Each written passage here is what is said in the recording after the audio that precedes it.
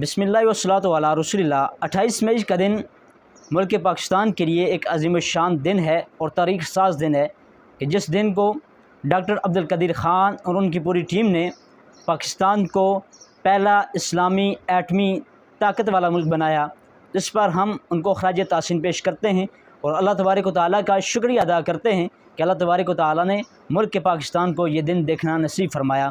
اسی کی بدولت 10 مئی 2025 کو پاکستان نے پوری دنیا میں اپنا لوہا منوایا ہے کہ ہم کسی سے پیچھے نہیں، ہم مغلوب نہیں، ہم غلام نہیں، بلکہ ہم غالب ہیں اور ہم ایک آزاد قوم ہیں۔ 28 مئی کے دن چاغی کے پہاڑوں نے بھی یہ گواہی دی ہے کہ یہ جو قوم ہے، یہ ملک پاکستان جو ہے، اس کے جو باسی ہیں، یہ فقط قلم چلانا ہی نہیں جانتے بلکہ وہ تلوار چلانا بھی جانتے ہیں۔ پیچھے صرف سائنس نہیں تھی بلکہ غیرت اور قوم پرستی کا بھی یہ فیصلہ تھا کہ جس کے بعد پاکستان ایٹمی طاقت بنا۔ یہ دھماکہ صرف زمین پر نہیں ہوا بلکہ دشمنوں کے غرور پر اور دشمنوں کے دلوں پر بھی ہوا ہے۔